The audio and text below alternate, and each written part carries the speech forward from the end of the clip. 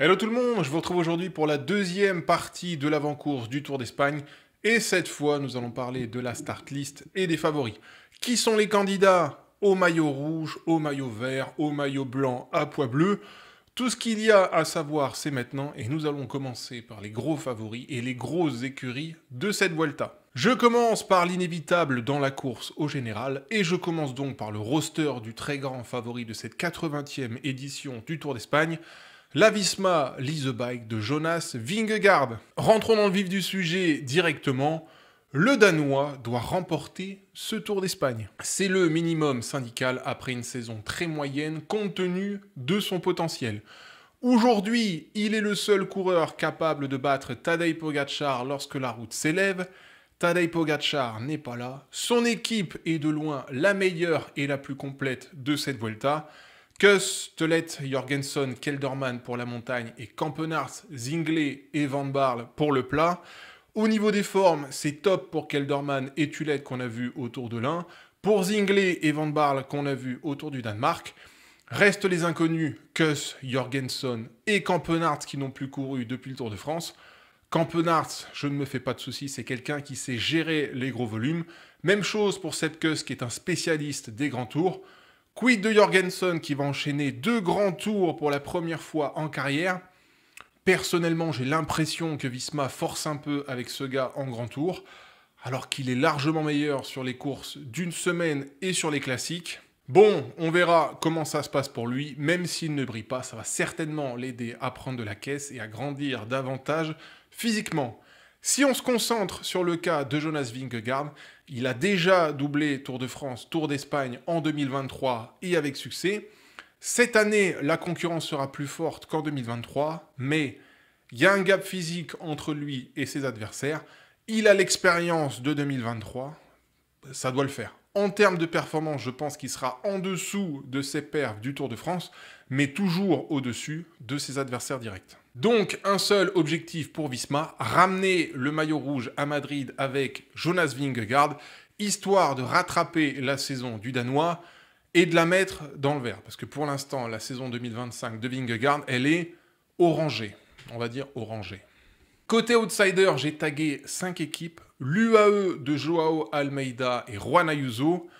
La condition de ces deux coureurs, c'est pour moi la très grande inconnue au départ de cette Vuelta.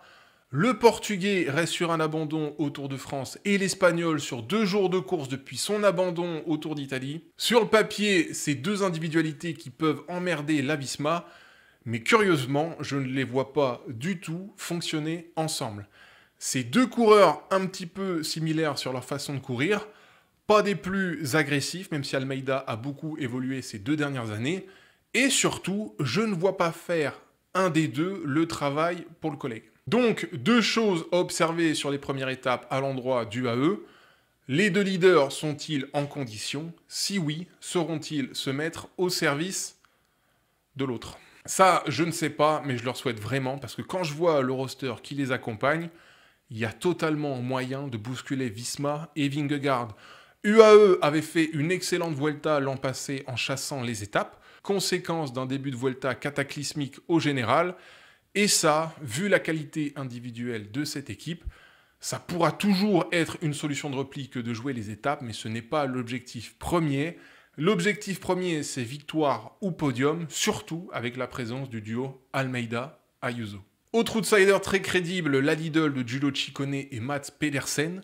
Si le Danois vient pour les étapes, Ciccone va venir pour le général. Et vu les cannes qu'il a depuis sa reprise, ça sent bon le top 5, voire le podium. L'Italien déroule en ce mois d'août, vainqueur à la San Sebastian et sur une étape du Burgos.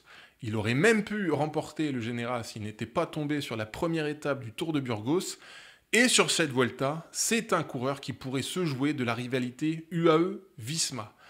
À la condition, bien sûr, que les coureurs UAE soient au niveau de Vingegaard, ou en tout cas, pas très loin. Giulio Ciccone est un coureur très agressif et surtout très intelligent dans ses attaques.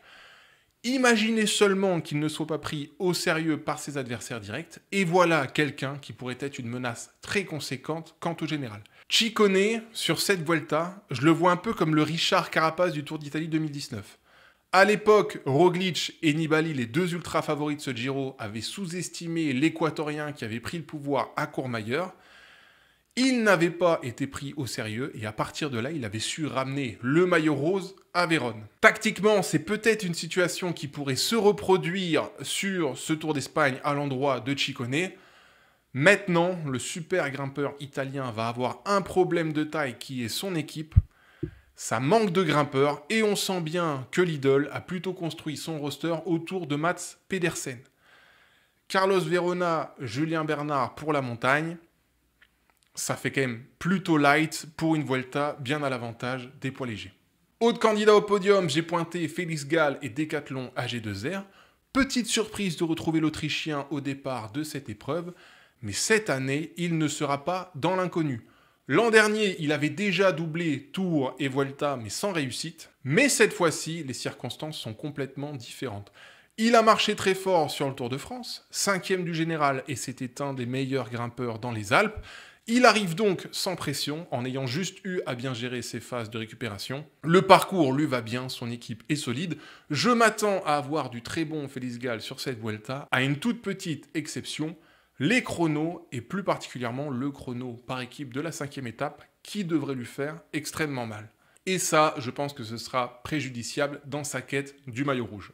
Au-delà de Félix Gall, s'il y a un coureur à suivre sur ce Tour d'Espagne, c'est bien sûr Léo Bizio. Autre équipe candidate au podium, Bahreïn, qui vient avec le très bon Antonio Tiberi. Il était en forme sur le Tour de Pologne et il doit se rattraper de son Giro 2025 en demi-teinte. Je le sens très bien, Tiberi, surtout qu'il sera bien entouré. Buitrago vient jouer les sessions rattrapage après sa mauvaise chute du Tour de France. Caruso m'a l'air en très bonne condition. Il a remporté récemment une étape du Tour de Burgos.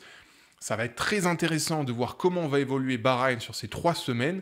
Et de mon point de vue, je pense que Tiberi peut jouer très sincèrement un podium. Et enfin, dernier candidat très crédible au podium, je vais vous parler d'Ineos et d'Egan Bernal.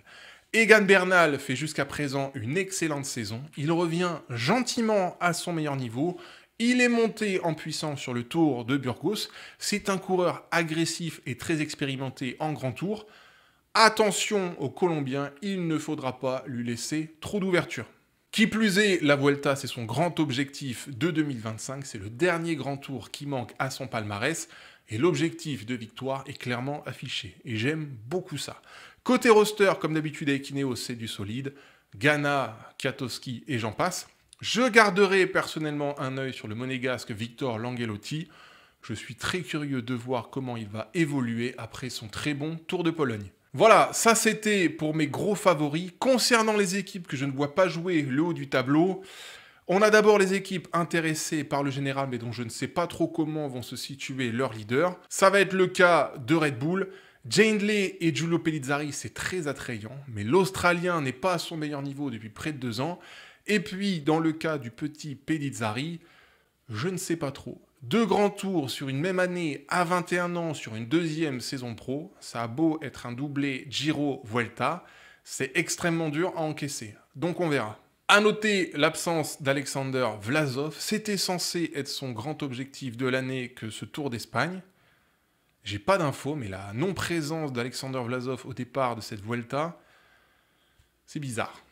Chez Israël, équipe invitée, je suis curieux de voir les performances de Mathieu Riccitello.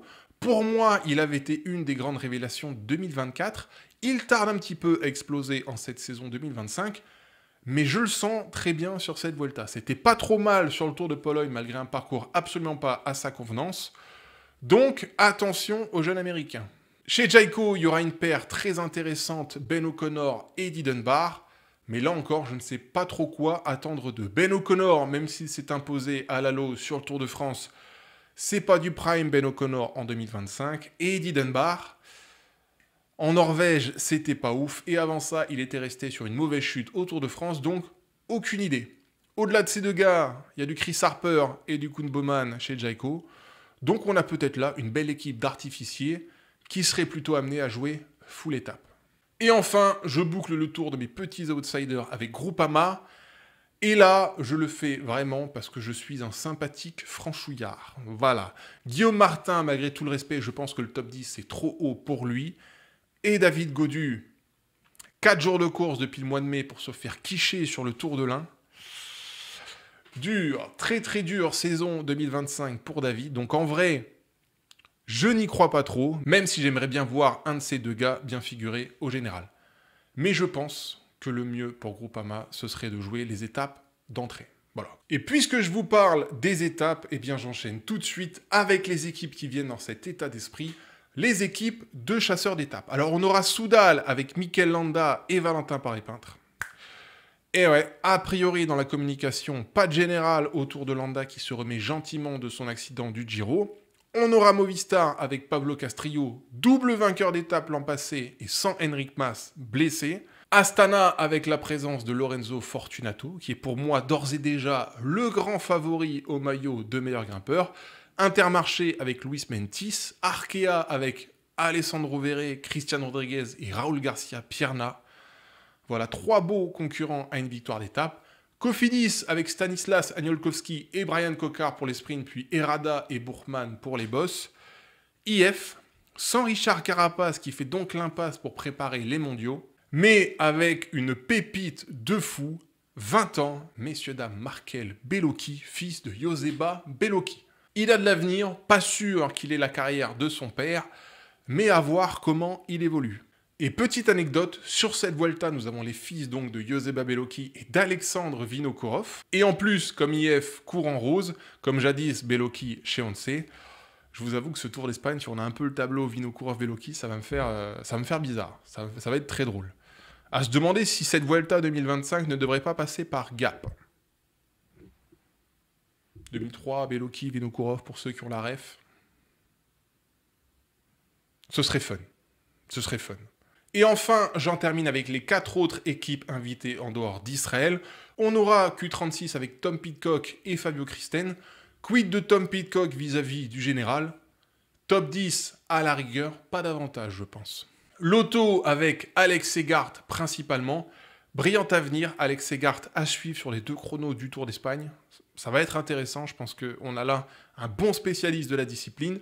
Burgos avec Carlos Garcia Pierna qui marchait bien autour de Burgos, c'est dans le titre en fait. Et Cara Rural, je dis attention à Guillermo Thomas Silva et à Fernando Barcelo. Voilà peut-être les 2 cartes maîtresses de l'équipe invitée Cara Rural. J'ai sciemment oublié 2 équipes dans la start list. Picnic avec Casper Van Uden et Alpecin avec Jasper Philipsen. Vous l'avez compris, après le général et les baroudeurs, on va parler sprint. Comme chaque année, la Vuelta est boudée par l'écrasante majorité des sprinteurs, ce qui laisse souvent l'occasion aux jeunes sprinteurs de se révéler. C'était le cas l'an dernier de Pavel Bittner. Mais cette année, même si le plateau des sprinteurs n'est pas très large, on a du qualitatif. Et je vois 3 bonhommes sortir du lot. Mats Pedersen de Lidl que j'ai vaguement évoqué avant. Voilà quelqu'un que je voyais bien gratter 5-6 étapes sur cette Vuelta, maillot vert au passage. Mais va y avoir un homme sur sa route en la personne de Jasper Philipsen. Et ouais, jamais le néerlandais n'aurait dû participer à cette Vuelta en début de saison, mais chute et abandon précoce sur le Tour de France ont fait que nous allons avoir une belle bataille de moelleux entre Philipsen et Pedersen. Le néerlandais a la pointe de vitesse pour lui, le danois, la puissance. Et aux côtés de ce duo dans les sprints, je vois bien un Casper Van Uden jouer les troubles faits. Je pense qu'on va se régaler sur les quelques sprints de cette Vuelta. Van Uden, Philipsen, Pedersen, c'est mon trio magique des sprints de cette Vuelta. Et un deuxième échelon, je verrai bien Orluis Solar de Movistar et Brian Cocard et Stanislas Aniolkowski de Cofidis. Vous me donnez votre avis en commentaire. Côté maillot de meilleur grimpeur, je ne reviens pas sur ce que j'ai dit. Lorenzo Fortunato a tout du meilleur grimpeur de cette Vuelta 2025. Si je résume tout ce que je viens de dire, favori tier 1, Jonas Vingegaard, favori tier 2, Joao Almeida, Juan Ayuso, Giulio Ciccone, tier 3, Félix Gall, Egan Bernal, Antonio Tiberi, maillot vert, Mats Pedersen, combiné Vingegaard, maillot blanc à pois bleu, Lorenzo Fortunato, très jeunes pépites qui vont éclater aux yeux du monde sur cette Vuelta, Markel Bellocchi, Léo Bizio, Junior Le Serre, Fabio Christen et Miral Kwiatkowski. Allez, c'est tout pour moi, je vous abandonne ici. Vous me donnez votre avis en commentaire quant à vos favoris de ce Tour d'Espagne. Excellente Vuelta à tous et à très vite. Bye bye!